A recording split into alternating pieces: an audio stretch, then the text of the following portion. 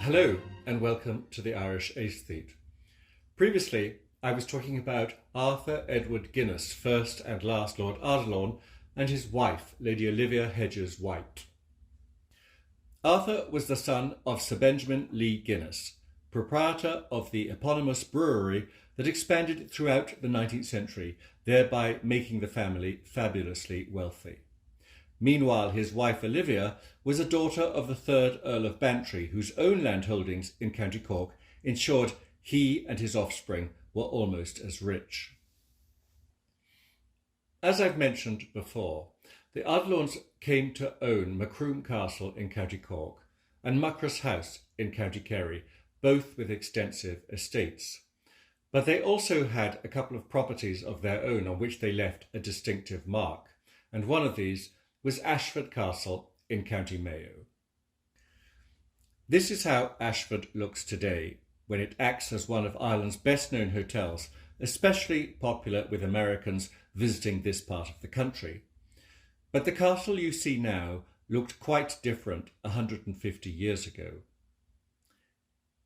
Here was the property in 1860, after Lord Ardiluan's father had added low wings on either side.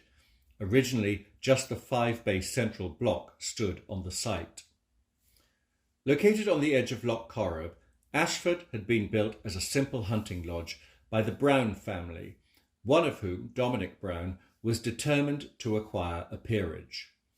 He spent so much money on his efforts, then as now titles could be bought, that in 1852 he was forced to sell much of his land, a substantial portion of which was acquired by Sir Benjamin Lee Guinness for £11,005. Over the following decades, Sir Benjamin and then his son Arthur Edward greatly enlarged both house and estate, the latter eventually running to some 33,000 acres. Meanwhile, from 1873 onwards, the present castle was created. By the time of Lord Ardiluan's death in 1915, around £1 million had been spent on the place.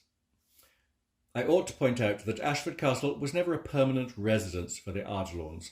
On the contrary, it was only really used for weeks at a time during the winter months, when guests would be invited to bring their guns and join their host for a spot of shooting.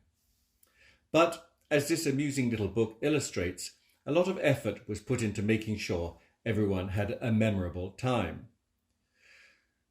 The book was created around 1869 as a thank you present by Colonel James O'Hara, who lived not too far away at Lennaboy Castle, close to Galway City. Colonel O'Hara was responsible for both text and drawings, which together record the entertainment laid on for him and other guests on that particular occasion. Among these entertainments was the creation of a temporary ballroom so that a dance could be held for everyone. There was also boating on the lake and a picnic. Among those present who have been identified were the host's younger brother, Captain Lee Guinness, David Plunkett, later First Lord Rathmore, whose older brother was married to Lord Ardiluan's aunt, Lord and Lady Clanmorris, Lord and Lady John Manners, Robert Algernon Perce of Roxburgh, County Galway, a brother of Augusta Lady Gregory, Miss Alice Eyre of Aircourt, and sundry other members of local families. All of them appear in Colonel O'Hara's book, as does Ashford itself, before the house was so extensively altered. Arthur Edward Guinness was still single at the time of this jolly gathering, and, to be honest, it looks a lot more fun than those held in later seasons.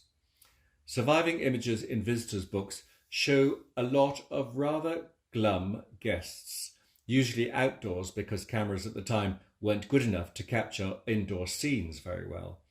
So perhaps everyone is looking rather unhappy as a result of the cold. This would, after all, have been midwinter. If thought bubbles had then existed, they would probably all have said the same thing.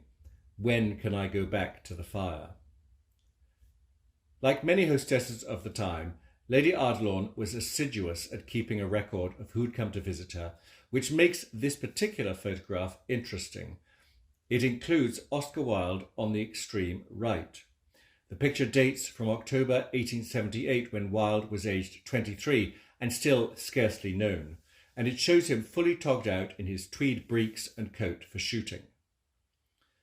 However, for the Ardilauns, by far the most distinguished guest to attend a shoot at Ashford would have been the Prince of Wales, future George V, who came to stay at the castle for a week in January 1905. Shooting at the time was exclusively a male pursuit, as can be seen in this photograph taken during the Prince's visit.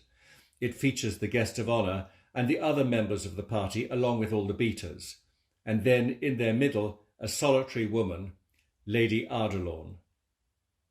And there we'll leave her, in the middle of all those men in the Mayo countryside. In the next episode, I want to look at the Ardilaun's Dublin residence, where she was able to play a more prominent role. I look forward to seeing you then. Thank you so much for watching The Irish Aesthete. Goodbye.